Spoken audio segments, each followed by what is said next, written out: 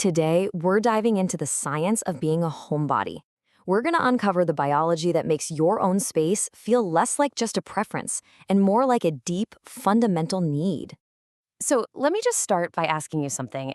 Have you ever felt like the outside world is just mentally expensive? You know that feeling, that sense of exhaustion before you've even walked out the door? Well, it turns out that's not just in your head, it's actually rooted deep in your biology. And that feeling, it often comes with a really unfair judgment, doesn't it? Are people who prefer staying home just lazy? Or is there something way more strategic going on inside the brain? Let's unpack the science behind this common misconception. Okay, so here's the breakdown, the myth versus the reality. On one side, you've got all those social labels people throw around: antisocial, unmotivated, lazy. But on the other side, science tells a completely different story. We're talking about conserving precious mental energy. It's a survival strategy, a way for your nervous system to regulate itself. See? This isn't laziness at all. It's a biological imperative. And that's really the crucial point here. That pull to stay home, it is not a character flaw. It's just your nervous system operating in a super efficient and protective mode. Now, let's get into exactly how it does that.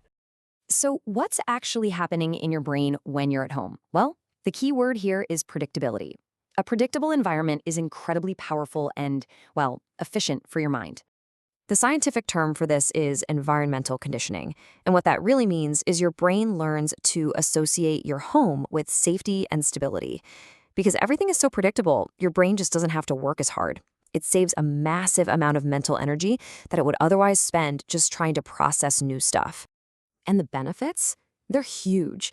Being at home physically lowers your cortisol levels. That's your main stress hormone. It frees you from that constant mental planning of navigating new things.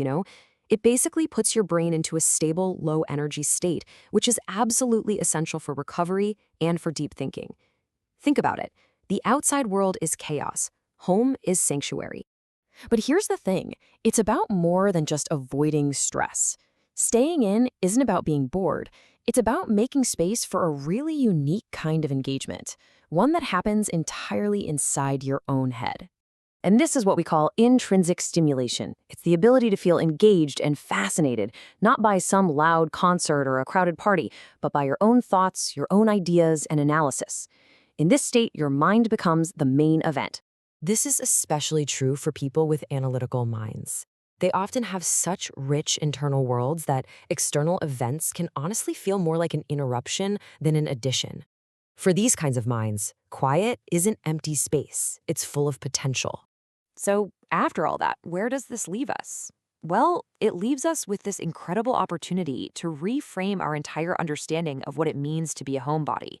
It's really time to embrace that inner sanctuary, not as a retreat from the world, but as a space that feels a totally different and valid kind of life. Here's a simple checklist to help you make that shift. First, just acknowledge the feeling. The world can be mentally expensive, and that's okay.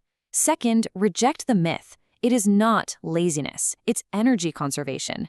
Third, start to really appreciate your space. Your home is a tool for your brain stability. And finally, value your mind's ability for intrinsic stimulation. It's not antisocial, it's self-sufficient. And that brings us to our final thought. Now that you know that your preference for home is actually a biological strategy for conservation and deep thought, the question isn't why you stay in.